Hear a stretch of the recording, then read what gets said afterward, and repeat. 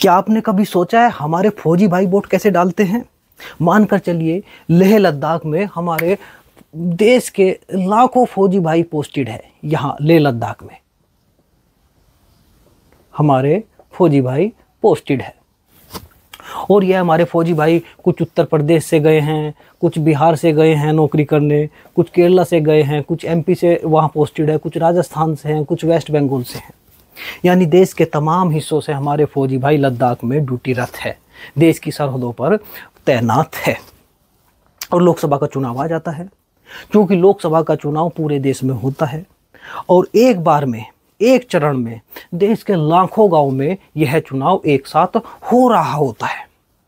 मानकर चलिए एक दिन चुनाव है देश के हजारों लाखों गांव में और हमारे बहुत सारे फौजी भाई है, लाखों की संख्या में उनके गांव में उस दिन चुनाव है।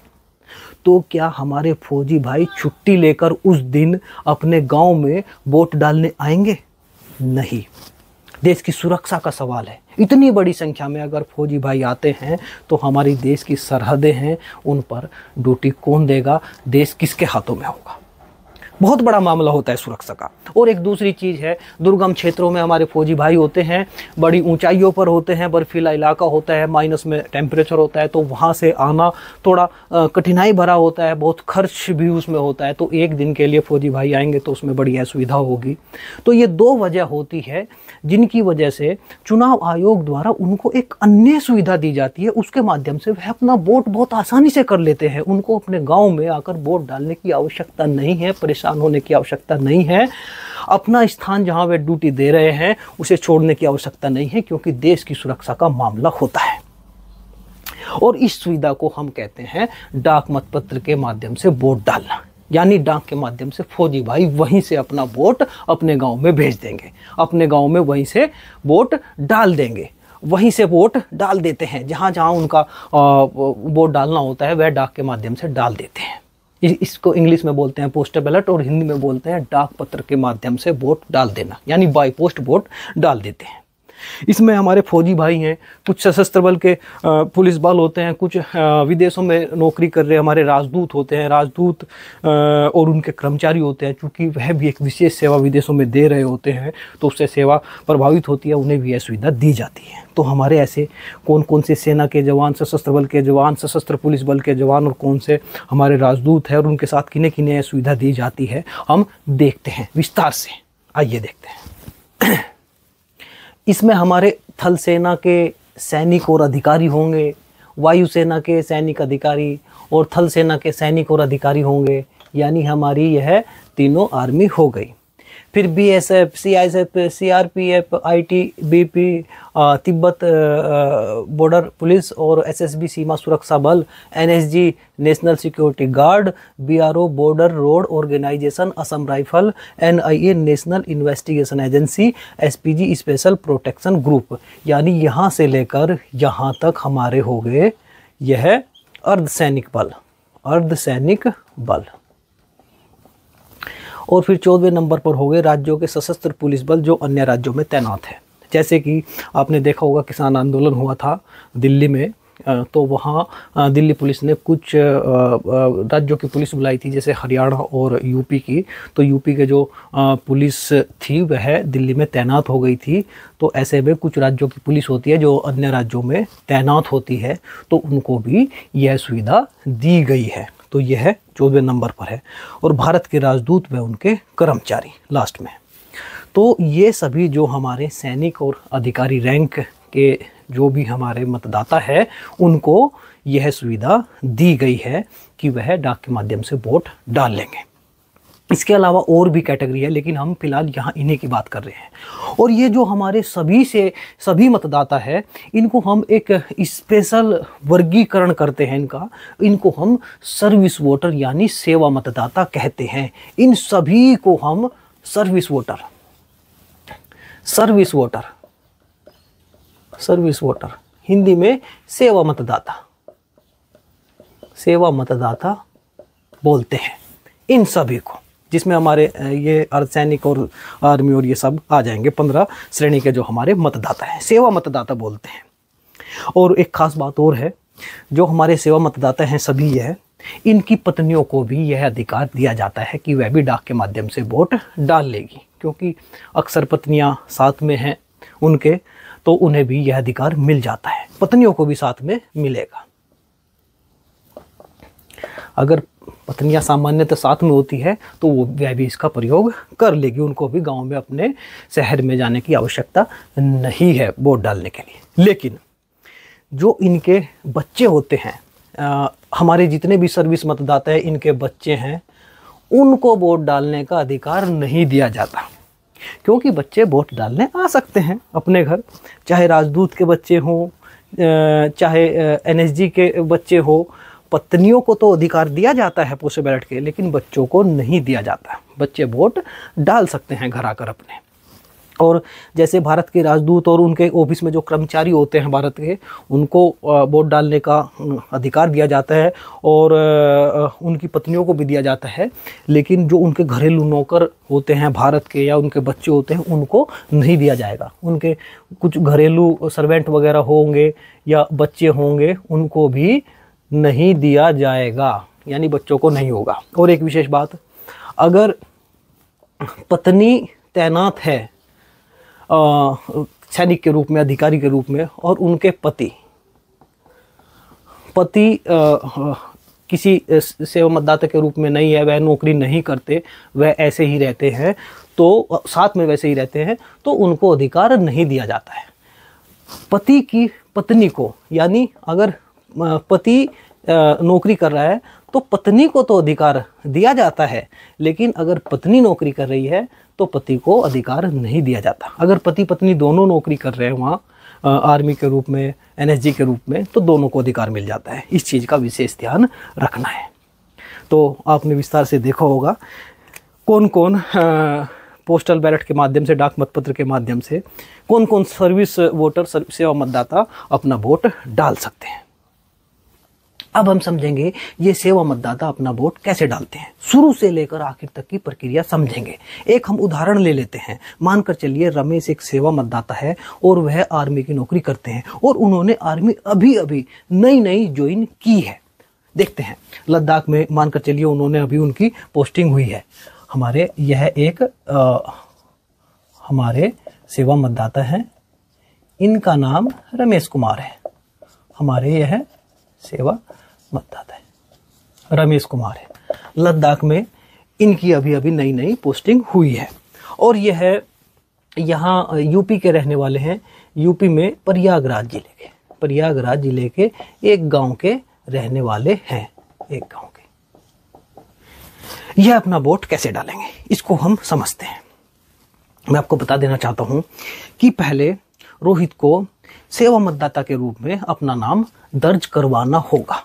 वह एक सर्विस वोटर है, इसके रूप में उन्हें एक फार्म भरना होगा। यह फार्म वह डाउनलोड कर सकते हैं रमेश। कैसे डाउनलोड करेंगे आइए हम स्क्रीन पर देखते हैं। सबसे पहले रमेश अपना गूगल में जाएंगे, सर्च करेंगे। इस तरीके से यह servicevoter.nic.in इसकी साइट है। इस पर आगे बढ़ेंगे, सर्विस वोटर पोर्टल पर क्लिक करेंगे, फिर इस तरीके से पेज खुलकर आ जाएगा। सेलेक्ट योर फॉर्म पर क्लिक करेंगे, इस तरीके से बहुत सारे पेज खुलकर आ जाएंगे। चूंकि रमेश आर्मी में नौकरी कर रहे हैं, अगर रमेश आर्मी के अलावा अर्धसैनिक बल में नौकरी उन्होंने ज्वाइन की है अभी फिलहाल, तो अर्धसैनिक बल या तीनों सेना के अगर वह जवान है तो वह फॉर्म 2 को डाउनलोड करेंगे यहाँ से सेलेक्ट करके। यह फॉर्म 2 हिंदी और इंग्लिश दोनों में अवेलेबल है। अगर अर्धसैनिक बल या आर्मी से अलावा कोई और है हमारे, मानकर चलिए रमेश किसी राज्य के सशस्त्र पुलिस बल के जवान हैं और वह किसी दूसरे राज्य में सेवा दे रहे हैं, जो मैंने उदाहरण बताया था हरियाणा में जो दिल्ली में जो किसान आंदोलन हुआ था उससे संबंधित कोई हमारे पुलिस के जवान हैं, तो फिर रमेश को फॉर्म 2A डाउनलोड करना होगा। और अगर रमेश भारत के राजदूत हैं, विदेश में सेवा दे रहे हैं या भारत के राजदूत के यहाँ जो ऑफिस है उसमें कर्मचारी है, तो फिर उन्हें फॉर्म 3 डाउनलोड करना होगा। हिंदी इंग्लिश में ये सब फॉर्म होते हैं। अब चूंकि हमारे रमेश आर्मी में अभी अभी ज्वाइन हुए हैं, तो उन्हें इंग्लिश में फॉर्म 2 डाउनलोड किया। अब यह फॉर्म इस तरीके का दिखता है, आप देख सकते हैं। अब इन्हें फॉर्म भरना होगा। कोने में एक फोटो लगा देना होगा अपना पासपोर्ट साइज, और फोटो कलर होगा और वाइट बैकग्राउंड का होगा। इस तरीके से साइज उसका देख सकते हैं आप। उसने अपना फोटो लगा दिया। फिर अपना पूरा नाम लिख देंगे। आप देख सकते हैं इस तरीके से रमेश ने अपना पूरा नाम लिख दिया। फिर रिलेशन नेम। रिलेशन में अगर रोहित की शादी नहीं हुई है तो अपने पिता का नाम या माता का नाम या किसी अन्य का नाम यहाँ रमेश लिख सकते हैं। और अगर रमेश की शादी हो गई है, उसकी पत्नी है, और अपनी पत्नी को सर्विस वोटर के रूप में वह दर्ज कराना चाहते हैं, तो अपनी पत्नी का यहाँ नाम लिख देंगे और पत्नी पर निशान लगा देंगे। फिर एज, यहाँ रमेश को अपनी एज भरनी होगी। रमेश को अपना जेंडर लिखना होगा। इपिक नंबर, यानी जो मतदाता पहचान पत्र होता है, अगर रमेश का वह जारी हो गया तो वह अपना पहचान पत्र संख्या यहाँ लिख देंगे। अगर पहचान पत्र संख्या उसके पास नहीं है रमेश के, तो कोई दिक्कत नहीं। अगर पहचान पत्र संख्या नहीं भी है तो भी रमेश सर्विस वोटर के रूप में दर्ज होने की योग्यता रखते हैं। फिर आधार कार्ड, अगर रमेश के पास आधार कार्ड अवेलेबल है तो वह अपना आधार संख्या भर देंगे, और अगर आधार संख्या नहीं है तो भी कोई फर्क नहीं पड़ता, वह बी पर निशान लगा देंगे। बिना आधार के भी रमेश सर्विस वोटर के रूप में दर्ज हो जाएंगे। फिर मोबाइल नंबर अपना कोई ऑप्शनल मोबाइल नंबर, किसी अदर उसके जान पहचान वाले का मोबाइल नंबर अपना यहाँ रमेश भर देंगे। ईमेल आईडी भी भर देंगे।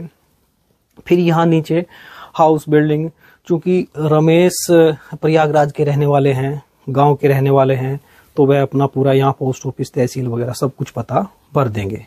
असेंबली कंसिस्टेंसी, विधानसभा क्षेत्र जो रमेश का लगता है वह यहाँ भर देंगे। विधानसभा की डिटेल रमेश यहाँ भर देंगे। फिर अपनी सर्विस की डिटेल भरनी होगी। सर्विस नंबर, रैंक, किस रैंक पर है रमेश, उनकी कौन सी आर्म फोर्स है उसका नाम लिख देंगे, थल सेना, वायुसेना या किसी अर्धसैनिक बल के हैं।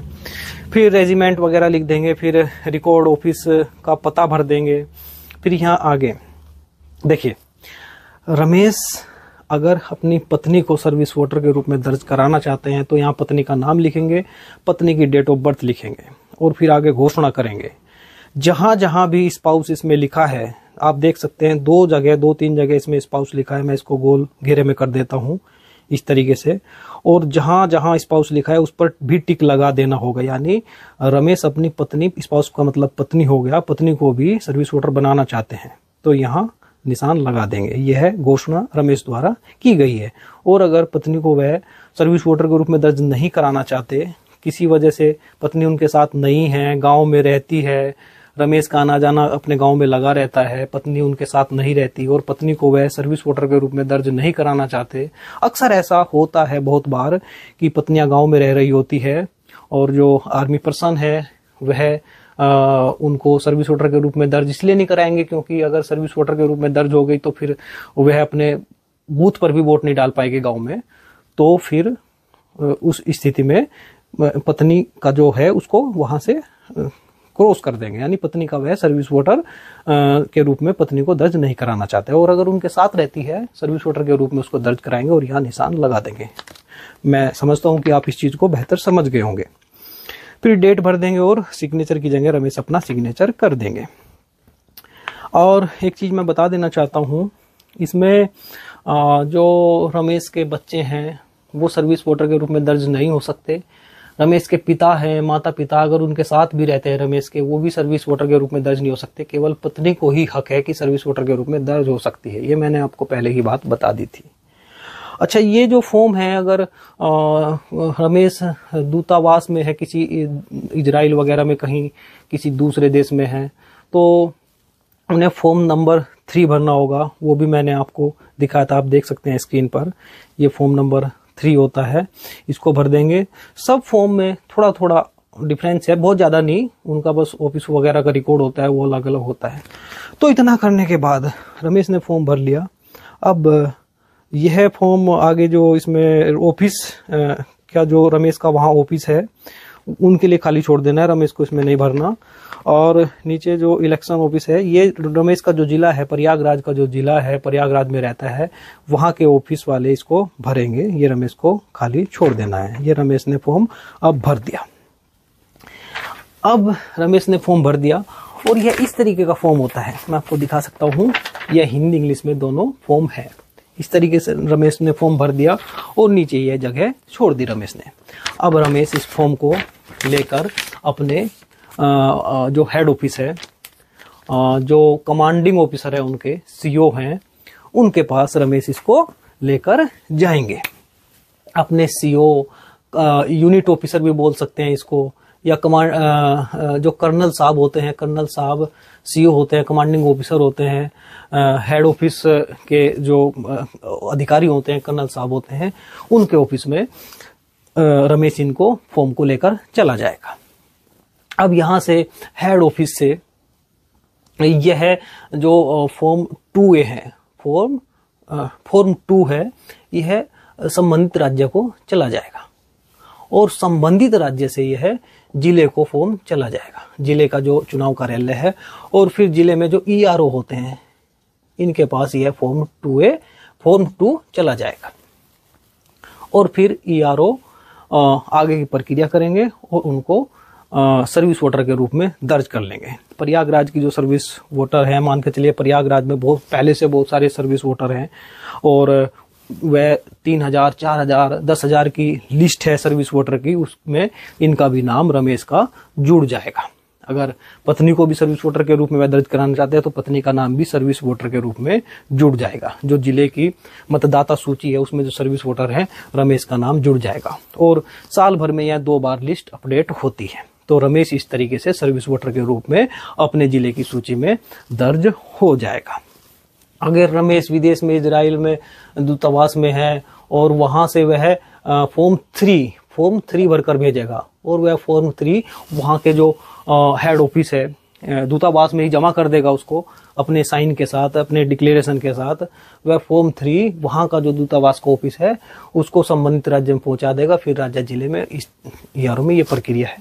तो इस तरीके से फॉर्म भरने के बाद जो रमेश है वह सर्विस वोटर के रूप में दर्ज हो जाता है। अगर रमेश पहले से सर्विस वोटर के रूप में दर्ज है, वह बहुत सालों से नौकरी कर रहा है, तो उसको यह फॉर्म भरने की आवश्यकता नहीं है, वह पहले से ही सर्विस वोटर के रूप में दर्ज है। लेकिन ये प्रक्रिया मैंने शुरू से बताई।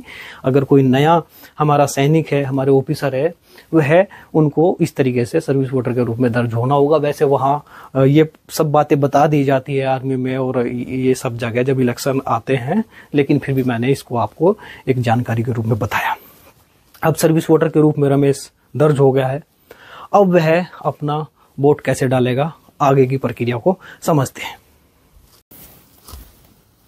अब लोकसभा का चुनाव आ जाता है तो रमेश पोस्टल बैलेट के माध्यम से अपनी वोट कैसे डालेंगे।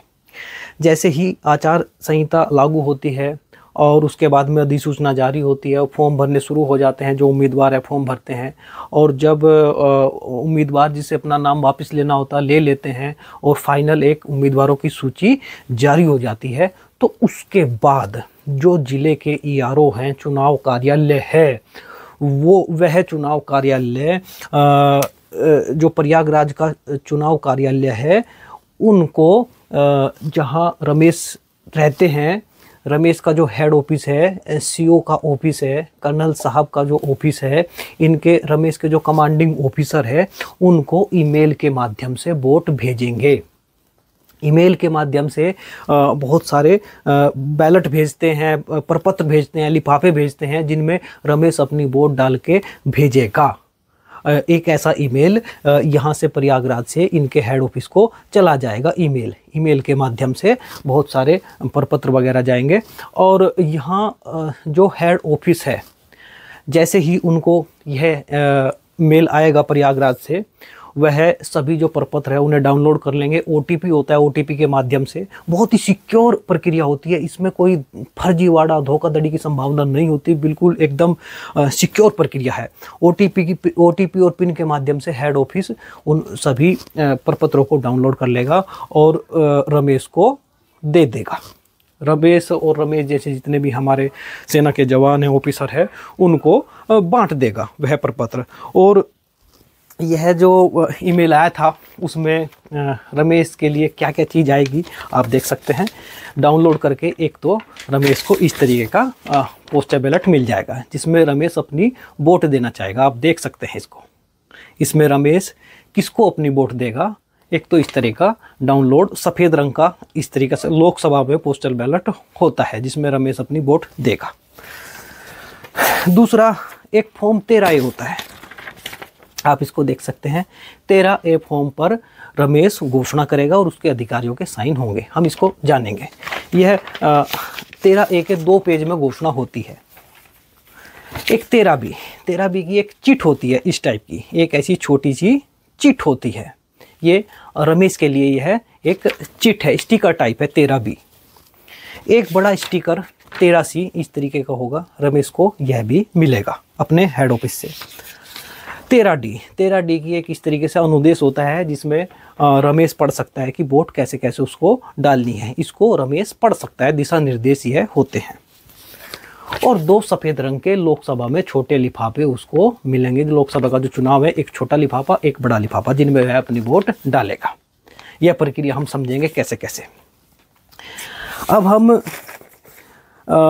सबसे पहले इसमें जो रमेश को घोषणा मिली है 13A जो मैंने अभी दिखाई थी, अब रमेश वोट डालेगा। कैसे कैसे डालेगा इस प्रक्रिया को समझते हैं। 13A जो घोषणा होती है उसको रमेश भरेगा। कैसे भरेगा स्क्रीन पर हम देखते हैं।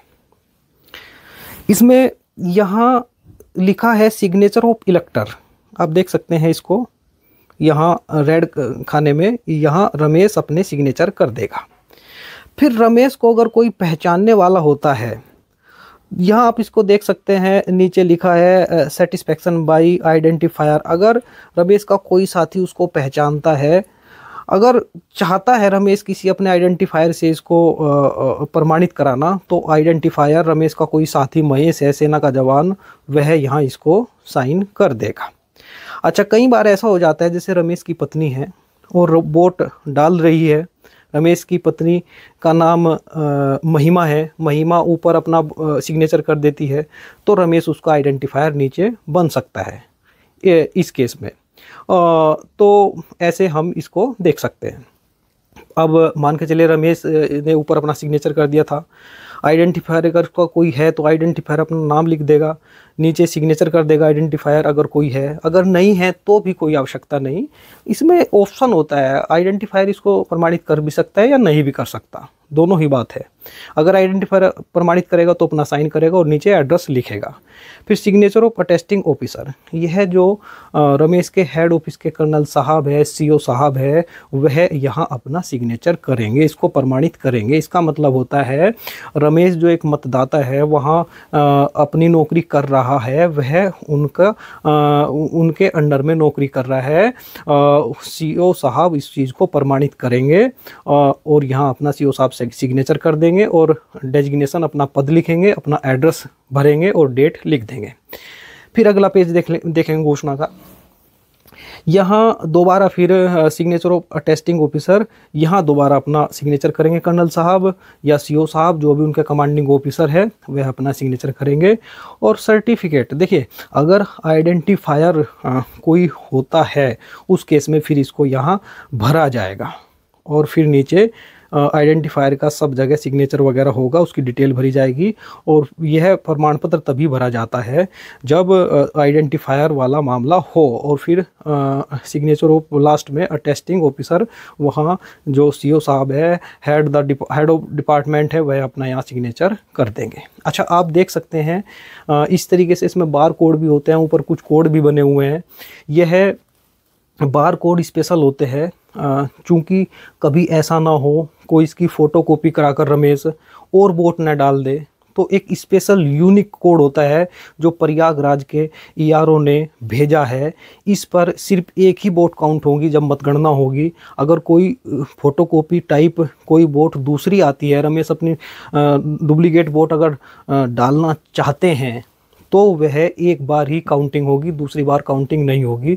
तो स्पेशल बार कोड और स्पेशल कोड प्रयागराज के ईआरओ ने रमेश के लिए यह भेजे है। वह सिर्फ और सिर्फ अपनी एक वोट ही डाल सकता है। यह बहुत ही सिक्योर प्रक्रिया होती है और इसको हम ETPBS भी बोलते हैं। इसका नाम इलेक्ट्रॉनिक ट्रांसफरेबल पोस्टल बैलेट, इसका ये नाम होता है। तो यह सिक्योर प्रक्रिया होती है, इसमें बारकोड वगैरह भी बहुत होते हैं। तो इस तरीके से रमेश ने अपनी घोषणा भर दी। फिर आगे बढ़ते हैं। अब ये पेज देखेंगे आप, इसमें ये रमेश किसको अपना वोट देना चाहता है। यह एबैस है, यह जो उम्मीदवार है, यह उम्मीदवार का नाम है। हमने एक नाम मान लिया, हिंदी में और इंग्लिश में उम्मीदवार का नाम लिखा होता है और नीचे उसका पार्टी का नाम लिखा होता है। जो भी पार्टी का कैंडिडेट है वो पार्टी देखकर और नाम देखकर वह उम्मीदवार का अपने उम्मीदवार को रमेश पहचान सकता है, जो प्रयागराज में उनके यहाँ इलेक्शन में खड़े हुए हैं। फिर नीचे सभी कैंडिडेट के और उनके पार्टी के नाम है और इसमें पोस्टल बैलेट में जो सेवा मतदाता के लिए भेजा गया है इनमें उनके उम्मीदवार के फ़ोटो भी होते हैं और नीचे नोटा का निशान भी है, इनमें से कोई नहीं। और देखिए नीचे इसमें भी बार कोड होते हैं, जो बार कोड घोषणा में थे वही बार कोड यहाँ मिलेंगे।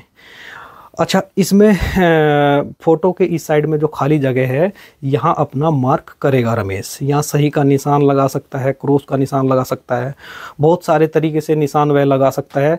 उसकी वोट सही मानी जाएगी। अगर उसने कुछ गलत तरीके से निशान लगाता है तो उसकी वोट खारिज हो जाती है मतगणना के दौरान। तो सही क्या निशान लगाएगा, क्या निशान गलत हो सकते हैं, इसके ऊपर भी हम डिस्कस कर लेते हैं। देखिए कुछ मैंने यहाँ ये आपको मैं दिखा रहा हूँ। अगर सही, ये 4 तरीके मैंने दिखाए हैं। अगर इस तरीके से रमेश अपनी वोट अंकन करता है, अगर एक सही का निशान लगाएगा किसी के सामने तो वोट देने का सही तरीका माना जाएगा। दूसरे उसमें देख सकते हैं आप, अगर 2 बार सही के निशान लगाए तो भी सही तरीका माना जाएगा वोट देने का। इससे स्पष्ट है कि उसने 2 बार टिक लगा दिया लेकिन वोट सही तरीका माना जाता है। ये भी अगर गोल निशान लगा देता है इसको भी सही तरीका माना जाएगा। अगर क्रॉस कर देता है कहीं किसी के सामने वो भी सही तरीका है। फिर आगे बढ़ते हैं। अगर फ़ोटो के ऊपर या कैंडिडेट के नाम के ऊपर रमेश टिक मार्क लगा देता है कहीं भी तो भी ये सही तरीका माना जाता है। अगर गोल खाना कहीं भी लगा देता है दूसरे कॉलम में तो वोट देने का सही तरीका है। एक तीसरा, अगर सही का निशान इस तरीके से लगाता है कि आंशिक हिस्सा नीचे और ऊपर अधिकांश हिस्सा है तो माना जाएगा कि यहाँ रमेश ने ए को वोट दिया है। आंशिक हिस्सा जिधर होगा उससे साइड जो अधिकांश हिस्सा है वहाँ माना जाएगा कि रमेश ने वोट दिया है। इसी तरीके से गोल खाना, यानी निशान का जो आंशिक हिस्सा है वहाँ वोट नहीं माना जाएगा, जो अधिकांश हिस्सा जिस उम्मीदवार को गया है वहाँ माना जाएगा कि रमेश ने वोट दिया है। लेकिन इन चीज़ों से बचना चाहिए। मेरे हिसाब से तो जो मैं कहना चाहूँगा कि सही का निशान लगाया जाए और वो बिल्कुल स्पष्ट तरीके से हो, जो पहली स्लाइड में मैंने आपको दिखाया था। लेकिन अगर बाय चांस आप इस तरीके से भी निशान लगा देते हैं, जो मैंने सही सारे तरीके बताए वो सही माना जाएगा। फिर कुछ गलत तरीके हैं। अगर क्रॉस का निशान इस तरीके से लगा दिया जाएगा कि वह दोनों तरफ आधा आधा जा रहा है तो यह गलत तरीका माना जाएगा वोट देने का और वोट कैंसिल हो जाएगी। अगर सही का निशान उसने कहीं लगा दिया और ऊपर सिग्नेचर कर दिया अपने तो भी यह वोट देने का गलत तरीका है, उसकी वोट खारिज हो जाएगी। अगर सही का निशान इस तरीके से लगा दिया कि 2-3 खानों को क्रॉस करते हुए जा रहा है और ये निर्धारित नहीं हो पा रहा कि रमेश किसको वोट देना चाहता है तो वोट उसकी कैंसिल मानी जाएगी। अगर वहाँ कहीं किसी कॉलम में जहाँ वोट देने का स्थान होता है वहाँ कुछ ABC इस तरीके से अपना नाम वगैरह कुछ लिख दे, कोई ऐसी चीज़ लिख दे जिससे मतदाता की पहचान हो रही हो तो भी वोट देने का एक गलत तरीका है, उसकी वोट खारिज हो जाएगी। फिर कुछ गलत तरीके ये भी है, अगर वह 2 उम्मीदवार को वोट दे दे तो भी उसकी वोट गलत मानी जाएगी, यह गलत तरीका है वोट देने का। अगर वह किसी को भी वोट नहीं देगा, कोई भी कहीं भी निशान नहीं लगाएगा तो भी ये गलत तरीका वोट देने का माना जाएगा और उसकी वोट खारिज हो जाएगी। तो मैंने ये बहुत सारे तरीके बताए। किसी भी तरीके के माध्यम से सही का निशान लगा के या गोल खाना क्रॉस करके रमेश अपनी वोट डाल देगा। अब मानकर चलिए यह जो मैंने आपको शुरू में दिखाया था, रमेश ने अपनी किसी को भी वोट डाल दी है और जो घोषणा थी घोषणा भी उसने भर दी है। अब यह जो वोट है रमेश ने डाली है इसको फोल्ड करेगा ऐसे, फोल्ड कर देगा आसानी से। और एक मैंने आपको बताया था एक छोटा लिफाफा, 2 लिफाफे मिले होंगे, एक छोटे साइज का एक बड़े साइज का। छोटे साइज के लिफाफे में यह रमेश अपनी बोट इस तरीके से डाल देगा और इसको यहाँ सील कर देगा, यानी इसको यहाँ गोंद लगा देगा। और दो इस तरीके से उसको 2 स्टिकर मिले थे, एक छोटा स्टिकर एक बड़ा स्टिकर। आप देख रहे हैं जो छोटा स्टिकर है इसको 13B बोलते हैं, 13B। आप ध्यान से देख लीजिए इसको, 13B इस पर चस्पा कर देना होगा इस तरीके से।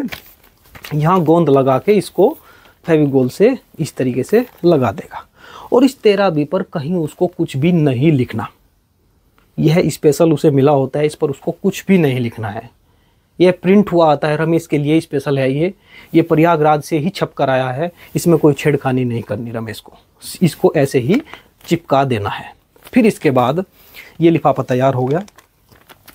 और जो रमेश ने घोषणा 13B के 2 पेज पर जो घोषणा रमेश ने भरी थी, उस घोषणा को फोल्ड करना है, फोल्ड करके इस तरीके से कर देना है। और जो इस तरीके से ये लिफाफा, छोटा लिफाफा तैयार किया था, दोनों को इस तरीके से एक जो बड़ा लिफाफा मिला है इस तरीके का सफ़ेद रंग का जो बड़ा लिफाफा है, इसमें रमेश को इसे डाल देना होगा। आप देख सकते हैं दोनों चीज़, और इसको चिपका देना होगा। चिपकाने के बाद जो बड़ा स्टिकर मिला है इस तरीके का, यह 13C के नाम से है, बड़े लिफाफे पर चिपका देना होगा। इस तरीके से इसको गोंद से चिपका देगा रमेश। चिपकाने के बाद इसमें यहाँ सिग्नेचर ऑफ सेंडर, यहाँ रमेश अपने सिग्नेचर कर देगा। ये रमेश को काम करना होगा। बाकी ऊपर उसे कोई छेड़छाड़ नहीं करनी। इसमें रिटर्निंग अधिकारी का इसमें ऑलरेडी एड्रेस छपा होगा, वो ERO खुद उसको भेजते हैं। रमेश के लिए ही उन्होंने भेजा है, ये प्रिंट करके प्रयागराज से आया है ये रमेश के। उसको जो निर्वाचन चुनाव के अधिकारी हैं प्रयागराज में, जो मतगणना करेंगे, उनके पास चला जाएगा इसी के माध्यम से। बस सेंडर का यहाँ हस्ताक्षर रमेश को कर देना होगा। और ये जो तैयार हो गया, अब रमेश को इस पर कोई टिकट नहीं लगाने, इसको बाई पोस्ट भेज देना होगा प्रयागराज। इसमें यहाँ एड्रेस भरा होता है ना, उसको कोई एड्रेस भरना रमेश को, इसमें एड्रेस भरने की कोई आवश्यकता नहीं है। ये तैयार हो गया और उसको डाक में डाल देना होगा। जो भी वहाँ व्यवस्था है, या तो अपने यूनिट ऑफिस भेजेगा रमेश, पता चल जाता है, वो तो अलग अलग व्यवस्था होती है, तो वहाँ डाक से इसको भेज देगा। स्पीड पोस्ट करे या कुछ भी करे, इस पर टिकट लगाने की कोई आवश्यकता नहीं होती। फ्री ऑफ कॉस्ट जाता है डाक मतपत्र, पोस्टल बैलेट। उसमें चुनाव आयोग के ऐसे निर्देश होते हैं कि डाक उसके लिए कोई भी पे नहीं कराएगा उससे, रमेश से। तो इसको भेज देगा और इस तरीके से रमेश की वोट डल जाएगी। अब रमेश ने बाई डाक अपना वोट डाल लिया। आप यहाँ एक बात और सोच रहे होंगे, रमेश के पास जैसे ईमेल के माध्यम से वोट आया था, तो उसने अपना वोट ईमेल के माध्यम से क्यों नहीं भेजा? नहीं, उसमें हैक होने का चांस रहता है, कहीं हैक ना हो जाए, उसका वोट कुछ गड़बड़ी ना हो जाए, इसलिए इस व्यवस्था में ईमेल नहीं भेजा जाता, उसको मैन्युअली रूप से डाक के माध्यम से वोट को भेज दिया जाता है। यह प्रक्रिया सही मानी गई है चुनाव आयोग द्वारा, और इस पूरी प्रक्रिया को हम ETPBS बोलते हैं। ETPBS, electronic transferable postal ballot system. इसमें इलेक्ट्रॉनिक आती है इलेक्ट्रॉनिक रूप से, जो बारकोड वगैरह होते हैं, और फिर उसको मैन्युअली रूप से भेज दिया जाता है। तो संपूर्ण प्रक्रिया को इलेक्ट्रॉनिक रूप से इसको समझा जाता है। उसकी पत्नी ने, अगर वह voter as a service voter है, उसने वोट डाल ली, रमेश की पत्नी ने, और उसने भी डाल ली। तो यहाँ कहा गया कि इस सिस्टम के माध्यम से उसने सेवा मतदाता के रूप में वोट अपनी डाल ली। अच्छा, मैं एक आपको यहाँ बताना चाहता हूँ, अगर रमेश न चाहे कि वह सेवा मतदाता के रूप में वोट डाले, तो एक अलग ऑप्शन भी रमेश को चुनाव आयोग ने दिया है। वह वर्गीकृत सेवा मतदाता, वर्गीकृत सेवा मतदाता बनकर भी अपना वोट डलवा सकता है दूसरे के माध्यम से। यह क्या होता है, आइए समझते हैं। मानकर चलिए रमेश चाहता है कि उसके गांव में चाचा के लड़के हैं महेश, या उसके पिता का नाम महेश है, या उसके दोस्त है महेश, जहाँ उसका बूथ है उसके इलाके में कोई महेश नाम के व्यक्ति हैं जिनकी 18 साल से ऊपर उम्र हो गई है। रमेश चाहता है कि महेश ही मेरी वोट डाल ले, तो ये तरीका भी होता है। इसमें महेश ही रमेश की वोट डाल देगा, और जब महेश वोट डालेगा उस महेश को हम यहाँ प्रोक्सी वोटर कहेंगे। Proxy voter. यहाँ रमेश का नाम हो जाएगा वर्गीकृत सेवा मतदाता, क्लासिफाइड सर्विस वोटर, इसको इंग्लिश में CSV बोलते हैं। महेश यहाँ CSV हो जाएगा, और जो महेश है महेश हो जाएगा यहाँ प्रोक्सी वोटर, और रमेश कहलाएगा क्लासिफाइड सर्विस वोटर। महेश उसकी वोट बूथ पर जाकर डाल लेगा, लेकिन इसके लिए रमेश को एक प्रक्रिया अपनानी होगी। महेश को प्रोक्सी वोटर घोषित करना होगा, और उसके लिए उसे फार्म भरना होगा। इस फार्म को 13F बोलते हैं। रमेश को ऐसा फार्म भरना होगा। तो आइए स्क्रीन पर हम देखते हैं। यह 13F फॉर्म है। यह हिंदी इंग्लिश दोनों में है। तो ये फॉर्म है, इसमें रमेश आई के सामने अपना नाम लिखेगा। वह जो सन ऑफ, वह किसका पुत्र है, सन ऑफ अपना पिता का नाम लिखेगा। और फिर इसका मतलब हो गया रेजिडेंसी, RO, रेजिडेंसी का मतलब है कहाँ का निवासी है। फिर appoint, name of proxy, appoint के आगे वह महेश का नाम लिख देगा, क्योंकि वो महेश को प्रोक्सी के रूप में अपॉइंट करना चाहता है। महेश किसका पुत्र है, सनोप, यानी SO से आगे अपने पिता का नाम, महेश के पिता का नाम लिखा जाएगा, और महेश कहाँ का निवासी है इसको लिख देगा। और असेंबली कंसिस्टेंसी का नाम लिख दिया जाएगा महेश की यहाँ। और फिर नीचे signature of classified service voter, यहाँ रमेश अपना हस्ताक्षर करेगा। और serial number of his name in the last part of electoral roll, जो उसकी निर्वाचक नामावली की भाग संख्या है उसमें जो उसका सीरियल नंबर है वह यहाँ लिख देगा। अपनी सर्विस आइडेंटिटी कार्ड संख्या लिख देगा यहाँ, और अपनी जो फोर्स है उसका यहाँ नाम लिख देगा। और इस फॉर्म को अपने यूनिट ऑफिस में जाकर अपने जो कमांडिंग ऑफिसर है उनसे अटेस्ट करवा लेगा। इसी के ऊपर कहीं अपने जो CO हैं उनके साइन वगैरह करा लेगा रमेश। और साइन कराने के बाद यह बाई पोस्ट या किसी अन्य माध्यम से उसको ओरिजिनल रूप में अपने प्रोक्सी के पास भेज देगा। अब प्रोक्सी का काम क्या होगा, प्रोक्सी अपना यहाँ साइड में सिग्नेचर करेगा, और serial number of his name, अपनी जो भाग संख्या है, भाग संख्या में उसके नाम का जो क्रम संख्या है वहाँ यहाँ भर देगा। अपनी कंसर्न कंसिस्टेंसी अपनी यहाँ लिख देगा वह, और फिर इसको अटेस्ट खुद ही वह करेगा सिग्नेचर ऑफ प्रोक्सी। अपना सिग्नेचर करने के बाद जो RO है, जो महेश का जो RO है, उन RO के पास, यानी जो महेश का प्रयागराज जिला है वहाँ के जो चुनाव अधिकारी है, रिटर्निंग ऑफिसर है, चुनाव कार्यालय में जाकर वहाँ इसको जमा करा देंगे। और रिटर्निंग अधिकारी यह वहाँ सीरियल नंबर डालेंगे, और उसका रिसीव फॉर्म 13F, यानी यह रिटर्निंग अधिकारी साइन करके एक रसीद उनको दे देंगे, यानी महेश को यह रसीद दे देंगे। और यह जो फॉर्म है 13F, नामांकन से पहले रमेश का जो प्रोक्सी महेश है उसको RO के यहाँ जमा कराना होगा। तो इस तरीके से महेश प्रोक्सी वोटर बन जाता है रमेश का, और वह वोट रमेश की जगह बूथ पर जाकर उस दिन डाल लेगा। तो यह जो प्रक्रिया है इसको हम कहेंगे प्रोक्सी मतदान, वर्गीकृत सेवा मतदाता के रूप में। अच्छा, एक चीज़ और है, अगर रमेश वर्गीकृत सेवा मतदाता हो जाता है तो वह सेवा मतदाता नहीं रहेगा, यानी या तो वह दोनों में से एक सुविधा का लाभ ले सकता है रमेश। एक तीसरी सुविधा और होती है सामान्य निर्वाचक। सामान्य निर्वाचक,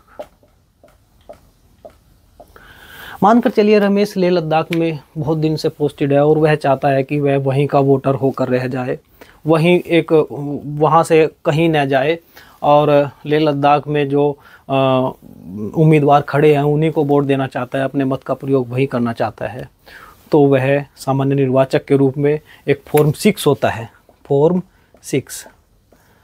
आप स्क्रीन पर देख सकते हैं, यह फॉर्म 6 है। इस तरीके से इस पर जाएंगे आप साइट पर, आप इसको ऊपर भरिए, यह फॉर्म 6 खुल कर आ जाता है। यह फॉर्म भरेगा और इसको सामान्य तरीका है बिल्कुल, वोटर आईडी कार्ड और फॉर्म 6 सब ऑनलाइन भरे जाते हैं, कहीं जमा कराने की ज़रूरत नहीं होती और कुछ दिन बाद मतदाता सूची में नाम जुड़ जाता है। तो इस तरीके से फॉर्म 6 भरकर वहाँ का सामान्य निर्वाचक रमेश हो जाएगा और वहीं फिर मतदान का प्रयोग करेगा। लेकिन सामान्य निर्वाचक अगर वह हो जाता है तो इन 2 सेवाओं का वह इस्तेमाल नहीं कर सकता। यानी जो रमेश है इन तीनों में से किसी भी एक का इस्तेमाल करके अपनी वोट डाल सकता है, या तो उसके रूप में या उसके रूप में या सामान्य निर्वाचक के रूप में। लेकिन अक्सर देखने में आता है जो वर्गीकृत सेवा मतदाता है, यहाँ एक थोड़ी सी प्रॉब्लम यह रहती है, रमेश किसको वोट डालना चाहता है उसकी एक गोपनीयता होती है।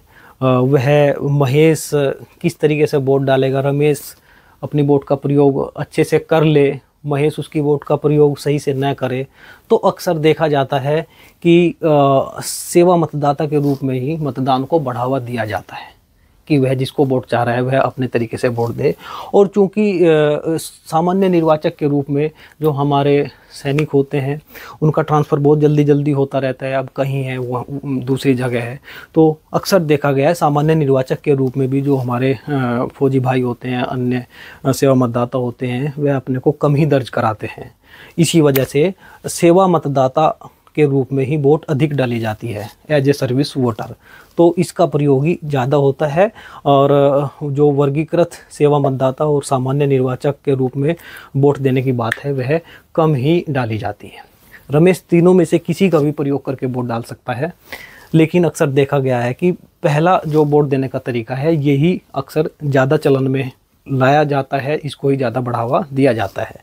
इनमें थोड़ा कम वोट देने का देखा गया है, सेवा मतदाता के रूप में ही ज़्यादा वोट दी जाती है। तो आपके समझ में आया होगा मैं उम्मीद करता हूँ, और जो मेरी वीडियो सुन रहे हैं हमारे फौजी भाई, हमारे पुलिस बल, वह सब प्रक्रिया को समझ के अपनी वोट का प्रयोग करें। धन्यवाद।